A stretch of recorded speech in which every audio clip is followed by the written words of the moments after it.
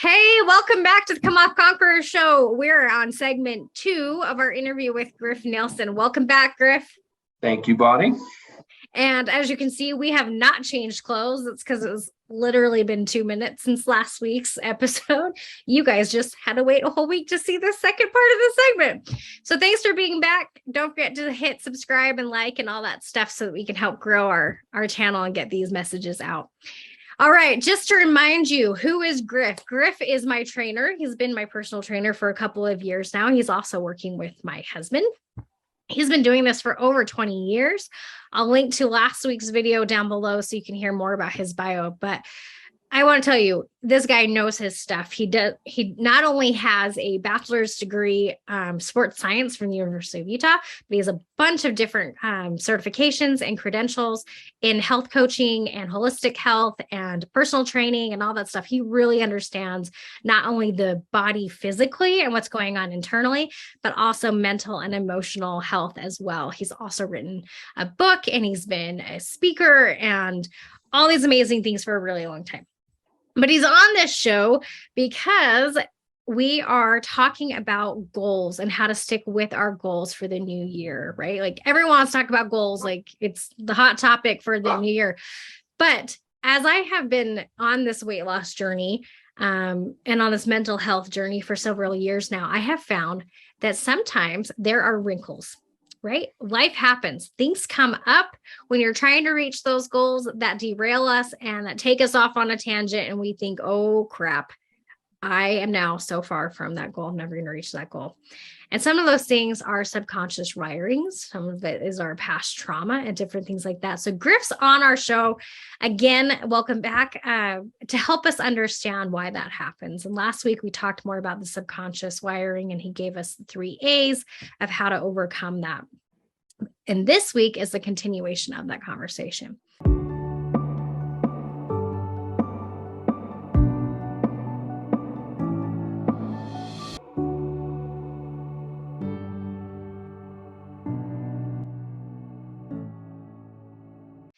So last week we ended with understanding that our subconscious programming, the 3 A's were the awareness, acceptance, and action.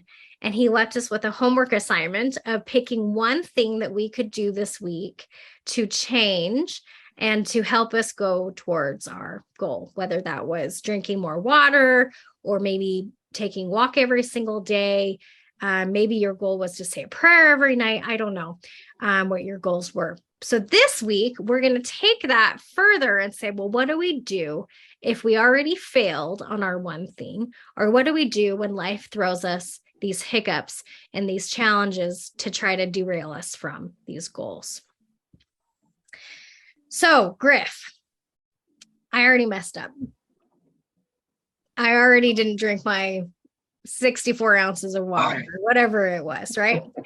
I can personally attest from personal experience, and Griff will tell you I'm probably one of the most frustrating clients he's ever had in those 20 years because I know better, but I still managed to let life get in my way, right? The last few years have been chaotic and crazy and so stressful. We went through taking care of my grandparents and all this stuff and marital problems and all these things. And life always throws me a curveball. Yeah. And so Griff was always like, we've got to figure out a way to help you stick with your goal through the curveball. So Griff, what was some of the advice that you gave me that you can give others when life throws them a curveball? I don't know if you recall, Bonnie, but one of the things that we initially talked about is that there is an enormous sticking power to any kind of subconscious belief. Okay. And we live in a society that is hell-bent on being quick fix. We almost feel entitled to it. Mm-hmm. You know, we want popcorn, we throw it in the microwave. I mean, the air popper doesn't even cut it these days, right? We want it now. And we have that same mentality that pervades, at least at a subconscious level, when it comes to health or fitness, or even in healing trauma. Mm-hmm. We've been bred and conditioned to believe that changing a habit is supposed to be easy. To change a deeply entrenched belief pattern should be easy. So here's what usually happens. We learn what we should do, like with the action assignment. Well, I drink your water or whatever. And then it runs up against these deeply entrenched subconscious beliefs that for years or even decades have been firmly ensconced into our subconscious mind. Well, because we don't have just a clean slate and because we understand something consciously, those beliefs aren't just going to go away. They are still there. Now, you can have a very sincere desire and you can take action. You can have that awareness and have the acceptance, and you can be taking all the action, but that still doesn't negate the fact that that subconscious belief is there. So what I'm telling you is that you're not going to be perfect out of the gate, and that's okay. So if we fall off the wagon, here's kind of a circular effect. Keep instilling the AAA solution. Be aware. Oh, I fell off the wagon. I just fell off the wagon. I must be having one of those subconscious beliefs that said XYZ that I've been having for decades. That's okay. I still love myself. I'm a human being. I messed up. Which leads into the second part, acceptance. You just accepted. You didn't make an excuse. You didn't say, well, this is somebody else's fault, or you're not trying to cover it up or sweep it under the rug. You're just owning it. I think it's important to mention there too that owning it and accepting it does not mean that you're shaming yourself. No, right? Not at all. Not at all. It doesn't mean you're saying, oh, I'm a horrible person. Doesn't it show strength? Or I don't have any worth because I messed up. We got to get comfortable with making mistakes. This goes back to what we talked about a few weeks ago with Jeremy Osler, getting comfortable with failing and getting comfortable with not being perfect. In my mind, there is nothing more noble, and it shows great strength. If you can look at your patterns and accept it, tell me that is not a strength of character.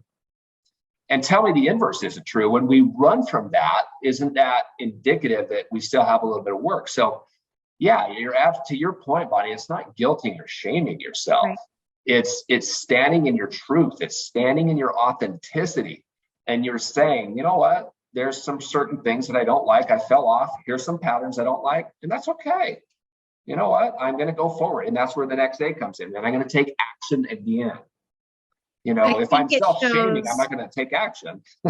Yeah, right. And I think one of the things I've learned over the last few years about myself is that I have gained so much confidence in who I am as a human being and as a daughter of God, and just realizing that my worth has nothing to do with my size, nothing to do with my shape, right. Nothing to do with what I put in my mouth. Right. Nothing to do with any of those things. And Amen, because of that, I have gained confidence, and I'm able to admit and talk about my weaknesses and my struggles so openly now, because it's like, those things don't matter. Yeah. And I'm far more confident. And in addition to that, I give myself more grace, and I give other people more grace, and don't expect them to be perfect either. Yeah. And I think a lot of that is due to this awareness and realizing I'm rewiring some of this. And I love that you said there's no quick fix, because I've been on this journey now with you for 2 years, and I'm in a much better place mentally, that now I can actually work on my physical and get my health in order. And because of that, the weight's finally starting to come off. And I didn't realize that a big part of why I wasn't losing weight was because of the subconscious belief and this lack of confidence and all these patterns that were keeping me from making my actions. Yeah. Let me share something that might help, Bonnie, and tell me if I get off track here, okay? I have a lot of clients that will call in to my local gig here, and, we all like a challenge. We all like a goal. We all like time limits, and these all have enormous value with behavioral change. For example, I'll get a lot of people saying, you know what, I got a class reunion coming up in 6 weeks and I want to drop X amount of pounds, or I'm getting married, or I'm going to Hawaii, right? And I want to be swimsuit worthy or what have you. And again, these are fine. These are great starters. I call them training wheels. But in a larger context, I think what we lack as a society is we lack a perspective maturity. And what I mean by that is that we, in the quick fix mentality and in the saturated expectation entitlement society that we live in, we don't have a perspective maturity to see that getting in the best shape of your life, changing a behavioral pattern or habit, or even healing trauma, these are all long-term lifetime pursuits. So when I sit down with a client, I will ask them, hey, first I'll affirm, like, I understand that Hawaii is coming up in 6 weeks. Okay, that's great. Okay, that's awesome. But can you see yourself being in the best shape of your life in 3 years from now? In 10 years from now? How about 30 years from now, when you're in your 70s, 80s, or 90s? Can you see yourself long-term adopting habits that is supportive of that, and not falling into the black and white mentality, quick fix mentality, oh, I messed up. Like, if you can get a perspective of long-term, falling off the wagon once doesn't mean a darn thing. It doesn't mean anything about your self-worth. It doesn't mean you're not committed, or that you're, low willpower. It just means that you fell off the wagon. That's it. But if you've got a bigger vision, if you've got a bigger why, like, I want to be healthy and fit for my, fill in the blanks, for my loved ones, for my kids, for my significant other. If you've got a big emotional why backing that, and you've got a big perspective that has maturity to it, it's going to be okay when you mess up a little bit, because you've got the greater perspective, and you give yourself grace, you give yourself compassion, you give yourself love. I often say, and you know this, Bonnie, I view health and fitness as a spiritual practice. Mm-hmm. Health and fitness is just as much of a spiritual practice as anything else. And if you can view it from a big picture perspective, and you're like, okay, you know what? I'm on my journey and I'm going to mess up. I'm not going to be perfect. That's okay. That kind of mature perspective is what will exponentiate your chances of succeeding long-term. So we accept that we are human, and we accept that we can make mistakes, and that they don't mean anything other than, okay, we start over, right? There was a meme I shared on our Facebook page not too long ago that said, pick yourself up as many times as you need to. Mm-hmm. Just keep going. And I shared that because I thought, yes, like I shared it just as I had just the night before, I think, what had we done? I can't remember, but I had a bunch of cookies, and I haven't had sweets in a long time. And so I saw that meme, and it made me laugh so hard, because I was like, yep, we're starting over again. And it just made me laugh so hard. I thought, I have to share this. But it's just the circle of life. We pick ourselves back up over and over and over again, and we do it as many times as we need to. So what do we do, Griff, to help ourselves when we're in a weak moment, right? And life has thrown us a curveball, and we want to cheat on our goal. Mm-hmm. And I remember you saying something to me a long, long time ago about having integrity with yourself. Yes. And you've made a goal with yourself, and that having integrity means that you're not cheating on yourself. Yeah. So help us be strong. How do we do that? How do we resist? Are there some tricks that we can do to not eat a whole package of cookies when your neighbor brings them over for Christmas? Oh, this could be a 3-hour podcast. Oh, I know. To give you the 30-second, to give you the simple answer, some of the tricks and the tips to make sure that you don't succumb is, number one, know what your goal is. Be 100% clear.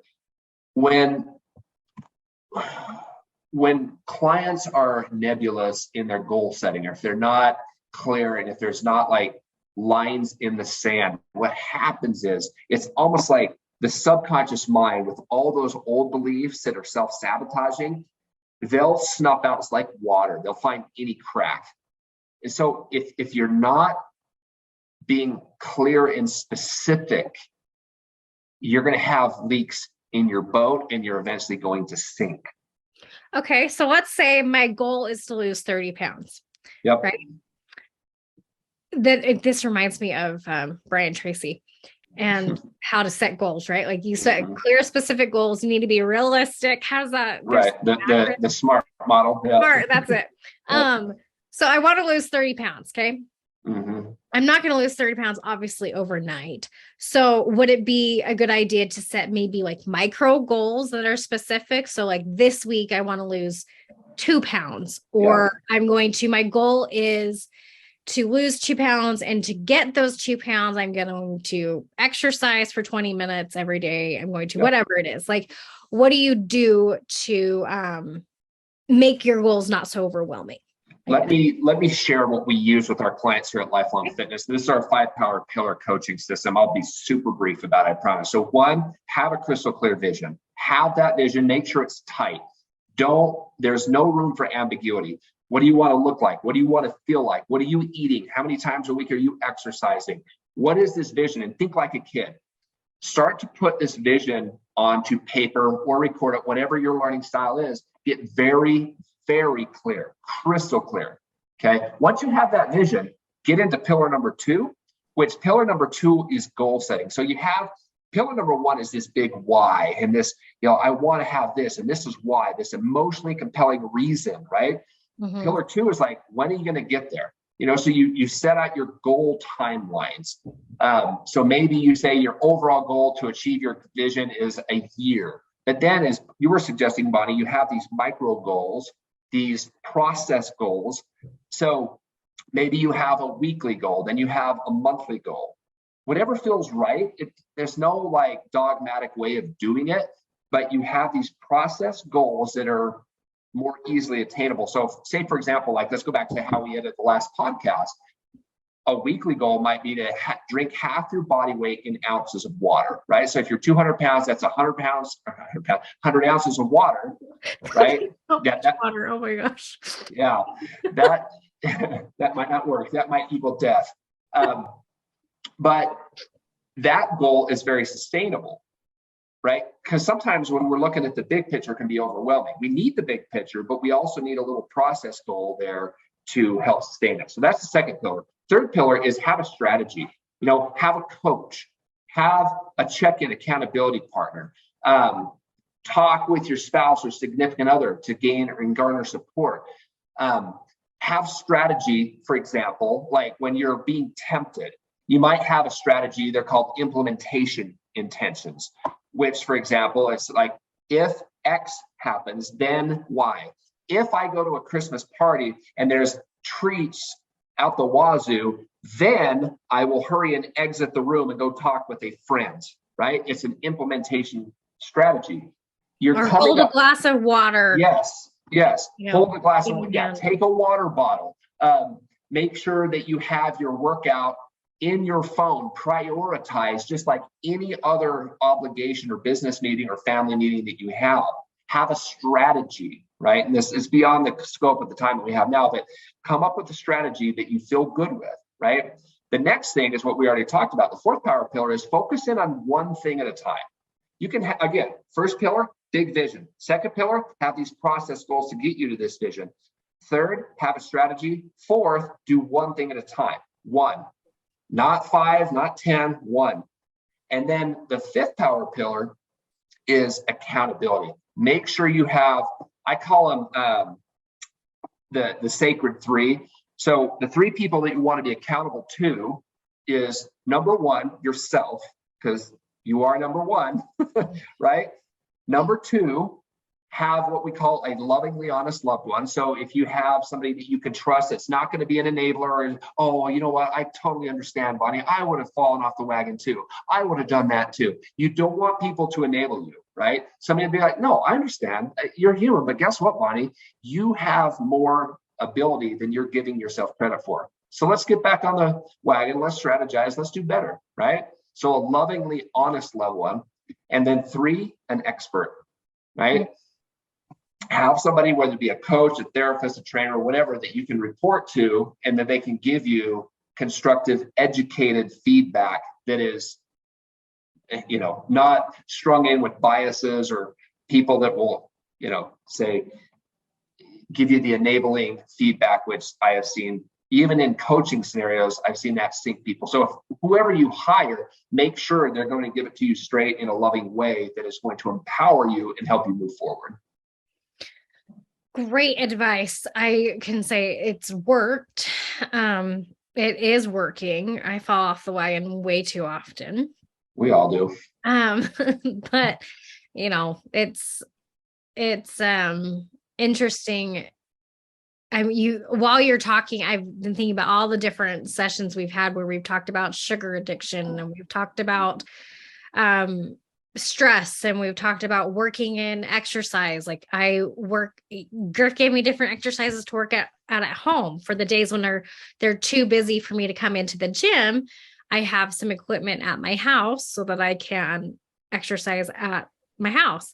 And I've also, there are days when if I really don't feel like exercising, you know what my workout is?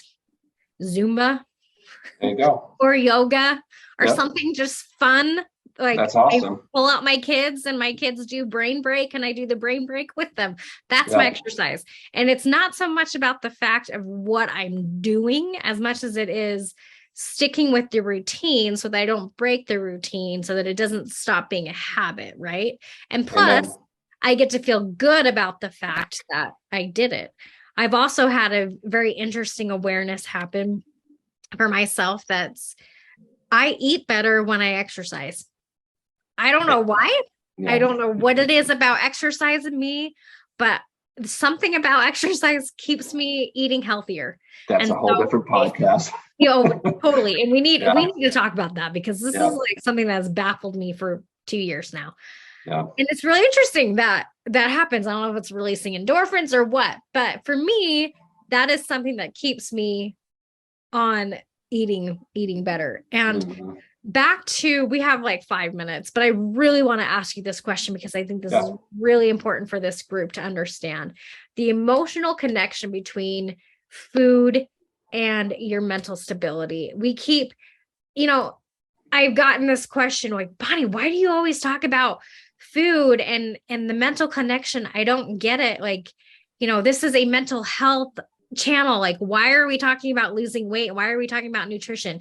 Can you explain the connection between what you eat and how it makes you feel and why it's important? What we eat and how it makes us feel. Okay. All right. Here's how I answer that question, Bonnie. And I realize that could be like a 3-hour conversation. It is. But I'm going to give you the condensed version here, the elevator version. And I'll answer by saying that we are what we eat. And that is not metaphorical. That is absolutely 100% physical, mentally, emotional, and spiritual. You are what you eat, down to the DNA level, like literally down to the cell, down to the electron. You are what you eat. And we have a misconception. Let me just say this way. In the West, we don't live in a preventative society, unfortunately. We live in a very allopathic approach when it comes to modern medicine. We want a pill. We want something to take away the pain. We want something to make us feel better, to put a smile on our face, right? And the simple fact of the matter that what we eat is literally transduced into our body and manufactured into the hormones that we produce. into the neurotransmitters into our head that either make us happy or sad. It raises inflammation or lowers it, which translates into physical body pain. And if you're in physical pain, if you look at it from holistic, you also are going to be in emotional pain. You can't be in a physical discomfort and be emotionally okay, right? So there's a spider web effect. If I'm eating foods that are producing hormones that put a smile on my face and help regulate my appetite and give me energy and allow me to sleep and allow me to have a decent sex drive and libido and or all of these things, all of that literally is because I am giving myself the building blocks, the appropriate building blocks that Mother Nature gives me through the food that I eat. Okay. Now, the opposite is true. If I am eating processed foods, they're called frankenfoods, foods that don't even make sense to my body, man-made, human-made foods that are replete with foreign substances and things that my body has to literally detoxify.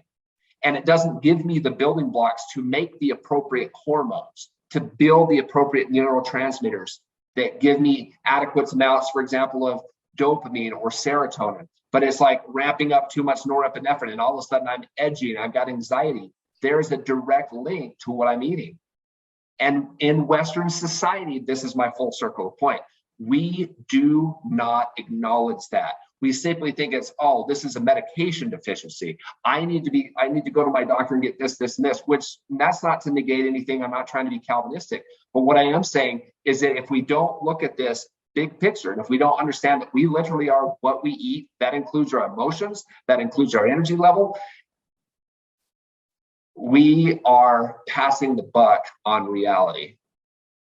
And when we do that, we get into all the quick fix and the hacks and what we hear day after day.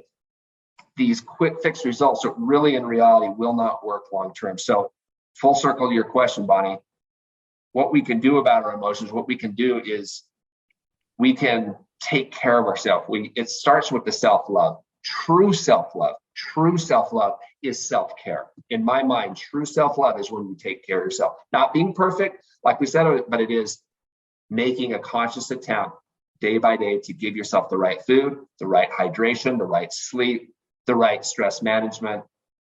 It's navigating this 21st century crazy,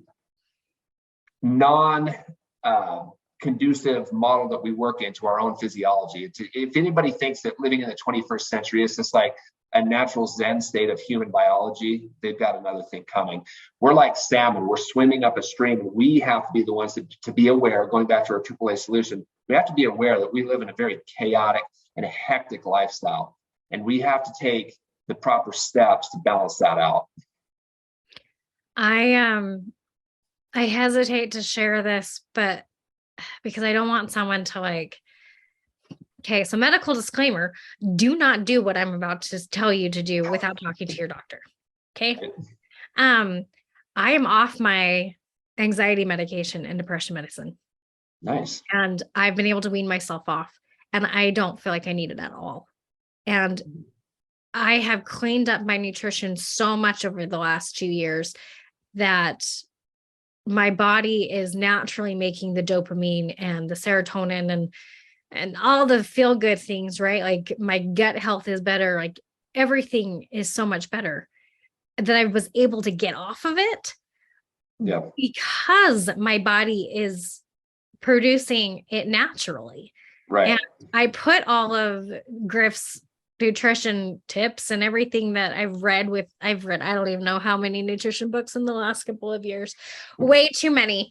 But it's because I'm naturally a doubter. I don't, like, one person will say it, no matter how many credentials you have, I want to hear that someone else thinks that same thing. Yep. Right. Especially for whatever reason, I don't know, like I wanted to make sure not eating McDonald's really would make me feel better. Well, it's the truth. Not eating fast food and not eating processed foods really it didn't happen overnight. And I think that's why so many people give up so quickly, is because it doesn't happen so quickly, right? It took weeks and months really months for me to get to a place where I really started feeling good and I could start seeing the effects of that nutrition on my mental and emotional state. And now that I've been doing this for several years now, I can notice that when I cheat on and I eat something that's maybe processed or dairy or things that I know my body personally doesn't like, I can feel it pretty fast. That is Right. instant. My body is pretty quick to tell me, ooh, we don't Right. like that. Would you please not do that? But I didn't have those type of reactions for a long time because my body was detoxing. And Griff, Right. I'm sure, understands the biology behind it.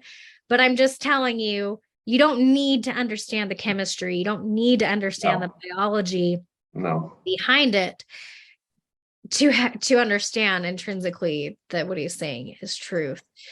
So maybe a comment below if you think that we should continue that conversation about nutrition and mental health and different things that you can do to help you feel better. There are a lot of different nutrition plans and things like that that you can try that really do help you mentally and emotionally. And I think we've talked a while ago to Crystal Osler about coming back on, and she was going to talk about gut health.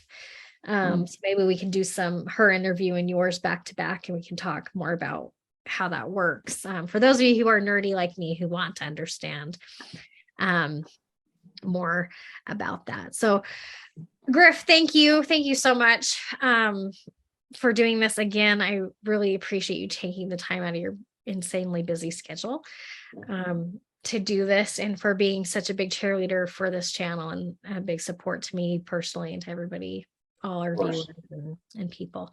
Yeah, if you guys have any questions, you can connect with Griff. I have put his contact information down below in the show notes, his website and Facebook and all that stuff. So you can follow him and connect with him, and a link to his book as well if you'd like to get that. Any last words, Griff, before I let you go? No, I think the last words are don't overcomplicate things, keep things simple, and love yourself along the way. If you can do that, life is going to be good for you. Beautifully said. Thank you so much. That's actually his tagline. Life is good. He signs everything off. Life is good.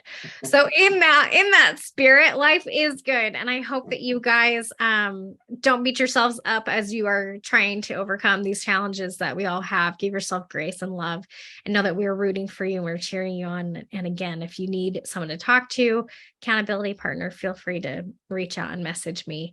I always love hearing from you guys. And I do this for you. This is a labor of love, and I love you dearly. And I know that God loves you, and we're in this together. So thanks for being here. Thanks for watching. Thanks for supporting. Thanks for sharing. Thanks for liking, all that stuff. You guys are great. Till next week. See you later.